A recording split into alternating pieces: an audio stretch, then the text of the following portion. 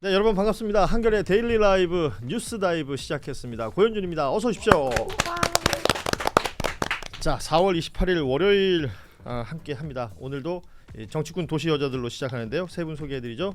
장윤선 정치전문기자 나오셨습니다. 안녕하세요. 네, 안녕하십니까. 네, 박성민 민주당 전 최고위원 나오셨습니다. 어서 오십시오. 네, 안녕하십니까. 그리고 한겨레 최혜정 논설위원 함께합니다. 어서 오십시오. 예, 날씨가 좋습니다. 네, 봄날 같네요. 네. 뭐 이렇게 몸이 건조해요? 비장하신데. 아니 날씨를 막 살펴볼 겨를이 없이 막 여유가 정신없이 막 네. 취재하다가 또 한겨레 올라오는데 계단이 있잖아요. 숨차죠. 지금 숨이 차네. 저도 올라올 때마다 아예 살을 빼야 되겠다. 진짜 나 운동 부족이구나 운동 싶은 부족이구나. 게 계단 안 개수 치면 되겠다. 사실 몇 개 안 돼요. 그러니까요. 안 돼요. 이게 사실은 금방 올라올 거리인데 그러니까요. 이걸 내가 헐떡거릴 때가 아닌데 많이 늘 한겨레 올 때마다 반성합니다. 저희가 방송하는 곳이 5층인데 5층까지 걸어오는 건 아니지 않습니까? 그렇습니다. 네. 네. 두 개 층 정도 올라오는데 깔딱거립니다. 저도. 괜찮아요, 박성민 최고는? 예. 아, 저는 오늘 계단으로 올라왔어요. 네. 아. 5층까지? 네. 오. 아니 여기 엘리베이터를 기다리는데 너무 많아서? 앞에 분이 갑자기 계단으로 슉 가시는데 뭔가 음. 갑자기 도전을 받는 거예요. 그래서 나도 가봐야겠다 이러고 따라갔습니다. 많이 씁쓸하네요. 네. 어렵습니다. 그래요. 네, 여러분 건강 챙기시고요. 계단 있으면 될 수 있으면 계단 이용하는 예. 게 좋습니다. 예. 숨차. 오프닝부터 숨차는. 자, 오늘 뉴스들 좀 짚어보도록 하죠. 일단은 어제 민주당의 대선 후보가 최종 선출이 됐습니다. 이재명 후보가 이게 87년 민주화된 이후에 뭐 그 여야 할 것 없이 그리고 뭐 진보 보수 정당 할 것 없이 최고의 득표율을 기록했죠. 89.77% 득표로 대선 후보가 됐습니다. 그리고 뭐 그 이후에 수락 연설 30분 넘는 연설도 화제가 됐었고 이 내용 한번 짚어볼 텐데 89.77%이 득표율은 어떤 걸 의미한다고 보십니까?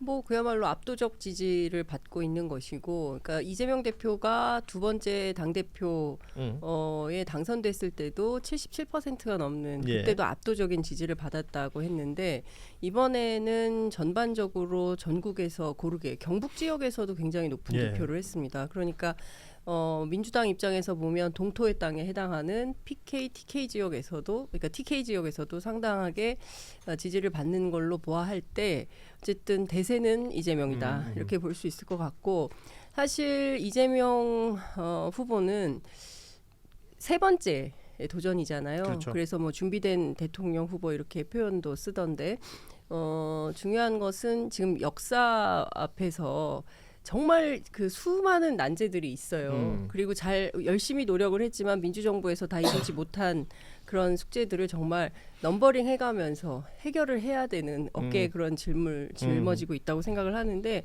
그러니까 압도적 지지를 받는 만큼 그 국민적 지지를 가지고 해야 될 숙제가 너무 많은 지도자가 됐다. 저는 이렇게 평가하고 싶습니다. 네, 우리 장윤선 기자가 지금 숨이 차셔가지고 죄송해요. 심호흡 좀 한번 하시고 편안하게. 커피 좀 나눠주시고. 자, 네. 아닙니다. 괜찮습니다. 네, 네, 우리 네. 박성민 최고는 일단 그 당원으로서 이 89.77 그리고 뭐 주변의 분위기도 좀 함께 전해주시면 좋을 것 같습니다. 민주당원들의 분위기는 또 어떤지요?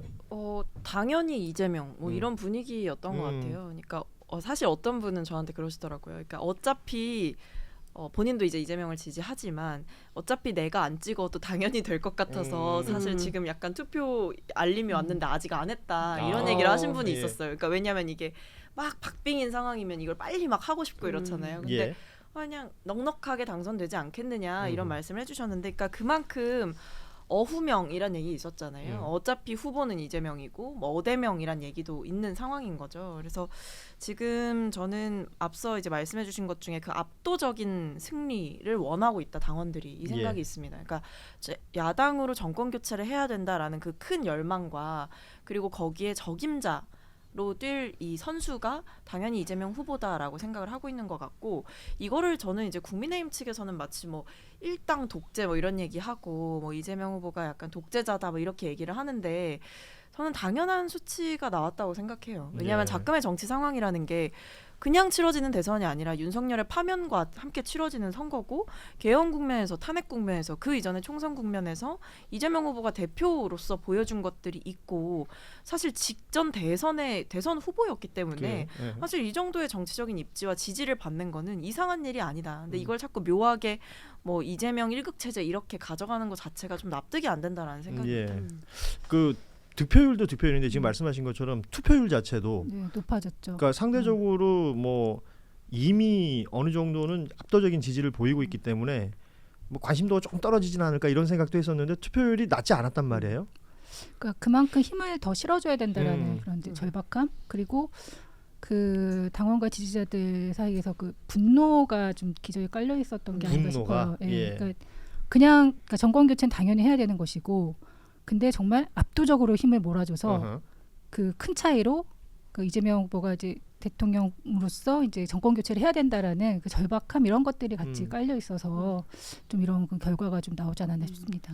그 제가 하나 또 예. 이렇게 옛날 얘기를 좀 하면 90년대 그러니까 30년 전만 하더라도 그때는 이제 정치는 정치인들만의 무대였어요. 그리고 소위 이제 반정치 담론이라고 표현해도 나쁘진 않을 것 같은데 이제 NGO 시민사회 영역이 이렇게 있으면서 서로 견제 균형 이런 게 필요하다라고 했었는데 촛불혁명을 거치면서 대거의 많은 시민들이 민주당 당원으로 가입을 예, 해서 직접 민주주의를 구현하는 형태의 활동을 하기 시작한 거거든요. 그러니까 그런 측면에서 보면 더불어민주당에서 89.77%의 지지를 받은 이재명 후보는 그야말로 국민 속에 있는 거죠.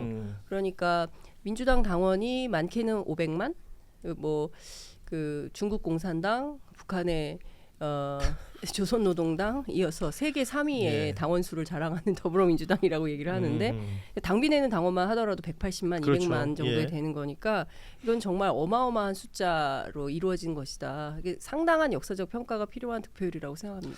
그 뭔가 지금 말씀하신 것처럼 압도적이라는 표현 또 시민 속에 포함되어 있는 그 함의 같은 걸 얘기해 주셨는데 그만큼 또 숙제도 많은 그렇죠. 것이고 어깨에 짊어져야 될 짐도 많을 것입니다. 후보 수락하는 연설에서부터 그 오늘 일정을 공식 일정을 현충원 참배로 시작했는데 이 참배에서도 뭐 이승만, 박정희, 뭐 박태준 전 포스코 회장 부터 시작해서 묘소를 참배하는 모습들을 보여주면서 통합이라는 단어가 굉장히 많이 회자되고 있어요.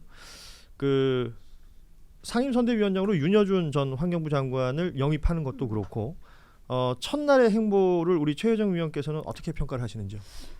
일단은 뭐 우리가 이제 공학적으로 얘기하면 중원 싸움이라고 하잖아요. 결과적으로 중도 무당층 이런 분들의 표심을 어떻게 가져오느냐. 그러니까 일단 이재명 후보에게 이제 더 씌워진 이런 좀 강성 이미지 이런 예. 것들을 좀 벗어내고 좀 더 그 가운데로 그리고 더 많은 분들을 좀 포용하는 그런 모습을 보이겠다라는 게 이제 어떻게 보면 굉장히 당연한 얘기고, 근데 그걸 떠나서 지금 우리나라의 가장 절박한 과제가 무엇인가? 그러니까 지금은 정말 위기 극복의 리더십이 필요하잖아요. 그러니까 나라 안팎의 위기가 굉장히 큰 상황이고 민생도 어렵고 그러니까 이거를 극복하기 위해서는 뭐 윤석열 전 대통령이 뭐 이념 싸움하고 이런 지금 그런 걸 할 기제가 아니거든요. 그러니까 모든 사람들의 힘을 하나라도 다 끌어모아서 이렇게 통합을 해서 그렇게 해서 국민 하나하나의 힘을 모아서 위기 극복을 해야 된다라는 그 절실함 같은 것들 그런 거를 표현한 행보가 아닌가 싶습니다.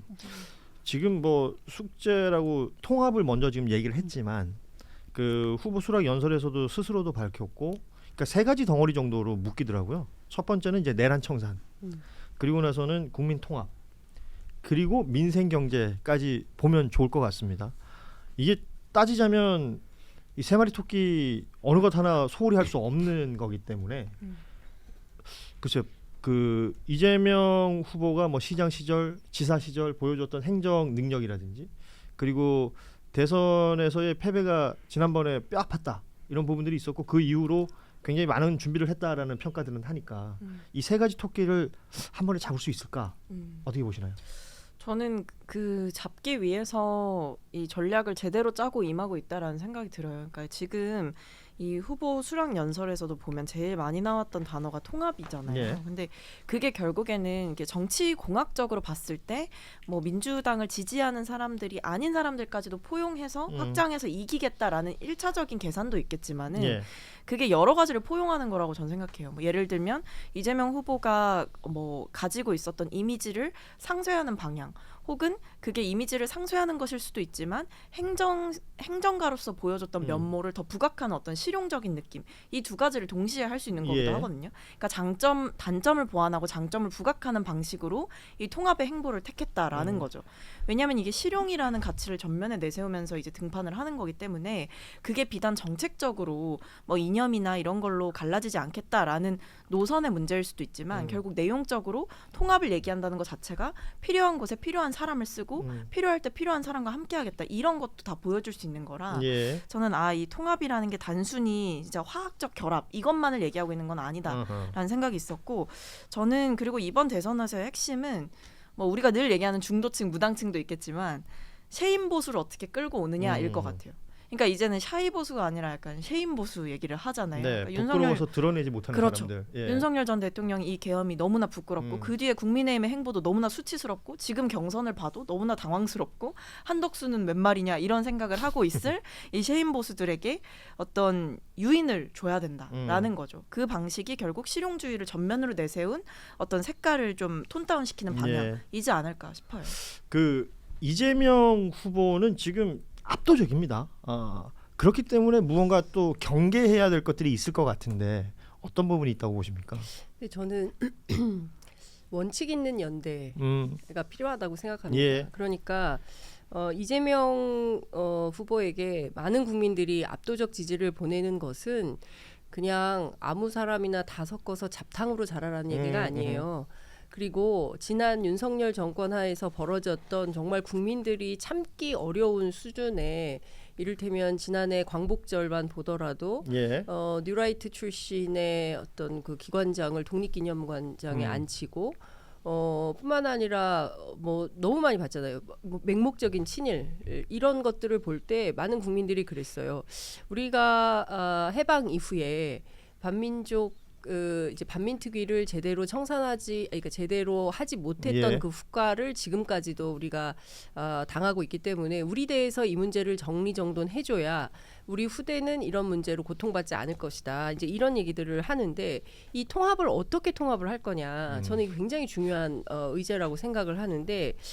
이런 겁니다. 이를테면은 윤여준 장관 같은 경우에는 문재인 정부 때도 뭐 찬조연설 같은 거를 문재인 후보 시절에도 찬조연설을 하면서 어쨌든 이제 중도 보수 어떤 아이콘처럼 활동을 해왔기 때문에 그 정도는 괜찮지만 정규재 조갑재 이 두 인물은 사실은 얼마 전까지만 하더라도 상당히 이제 친윤 행보를 걷던 분들이에요. 예. 그런데 이제 계엄이 터지고 내란 정국에서 이건 아니다 싶어서 개심하여 여러 가지 이제 민주당과 그 이재명 후보에게 친화적인 이런 메시지를 내고 있는 것은 맞지만, 그렇다고 해서 이제 정규제 TV를 통해서 본인이 주장한 대로 이재명 후보를 만났더니 같이 식사를 했더니 뭐 친일 문제 이런 거 넘어간다고 했다.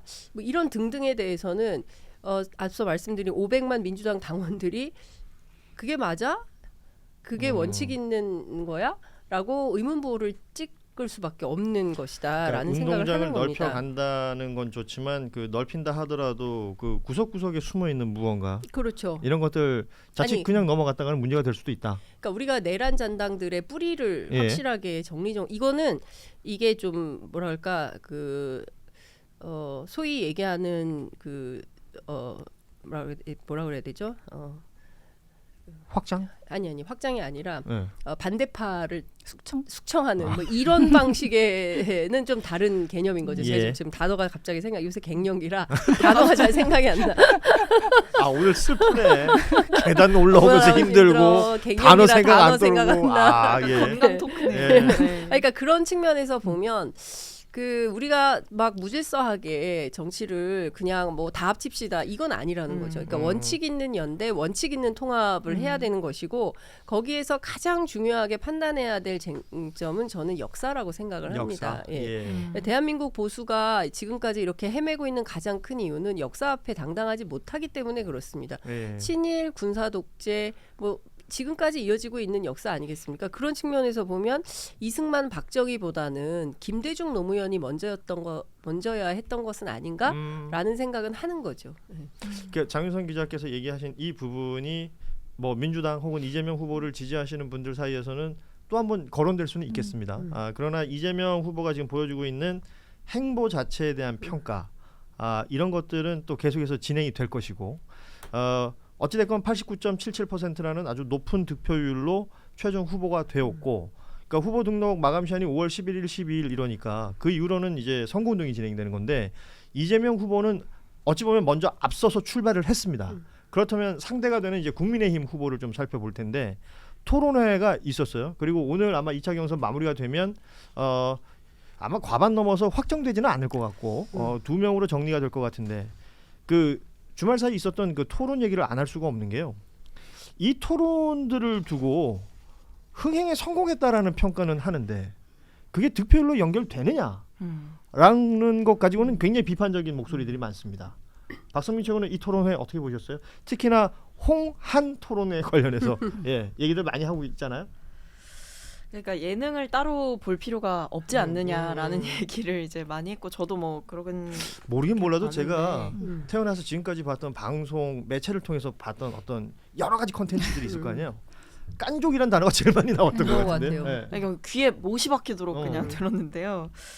근데 저는 일단 뭐 흥행에 성공했다라는 얘기에는 뭐 동의할 수밖에는 없겠죠. 왜냐하면 뭐 화제가 된 건 맞으니까. 예. 근데 그게 좋은 쪽으로 화제가 됐느냐, 그건 좀 따져봐야 된다고 생각을 합니다. 예. 그러니까 우리가 좋은 뉴스로 훈훈하게 이제 화제가 되는 경우가 있고, 정말 좋은 토론이었다, 이 명장면을 보자, 이렇게 화제가 되는 경우가 있고, 그게 아니라 이제 약간 진흙탕 싸움 때문에 사람들이 눈살을 찌푸리면서 관심을 기울이는 건 좀 다른 거라고 생각을 하거든요. 예.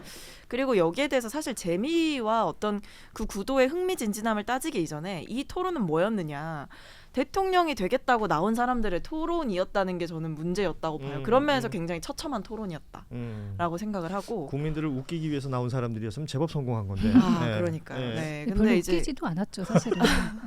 그러니까 좀 욕을 하고 싶었던 굉장히 예. 저급하고 저열한 공격들이 오가고 정말 유치한 질문과 유치한 답변이 오갔던 토론이었다라는 생각이 들어서, 사실 재밌지 않았어? 뭐 이렇게 얘기를 하고 넘어가기에는 일단 대한민국 국민들이 봤을 때는 도대체 국민을 얼마나 무시하면 이 대선 후보가 되겠다고 나온 사람들이 이 정도 수준의 토론밖에 못하나라는 생각과, 그리고 국민의힘은 지금 이런 걸 할 때가 아니지 않나라는 생각이 드는 거죠. 그 뭐 다른 걸 다 차치하고라도 왜 대통령이 되고자 하는지가 안 나와요. 토론회를 아무리 봐도. 공당의 토론회라고 보기에는 네. 너무 저열했죠. 정말. 네. 저열하다라는 표현 굉장히 인상적이고, 사실은 그 4명 중에 누가 2명이 되고 2명 중에 또 최종 1명이 되어서 후보가 된다 하더라도 지금 살아있는 변수는 한덕수 변수 아니겠어요? 그렇죠. 오늘 뭐 비서실장, 국무총리실 비서실장이 사표를 냈다라는 보도가 있었고, 그 이후에 따라오는 보도는 출마가 기정사실화되는 것 같다. 왜냐하면 그 국무총리실 멤버들이 소수 정예로 캠프 꾸린다라는 얘기가 있었기 때문에 그 얘기를 하고 있는데, 뭐 30일까지는, 그러니까 내일이 국무회의가 있기 때문에 그 국무회의 주관할 것이고 30일까지는 아마 출마 선언은 없을 거다. 출마 선언을 한다 하더라도 그 사표를 내는 것과 출마 선언이 같은 날이 아닐 수도 있다. 뭐 다양한 이야기들 나옵니다.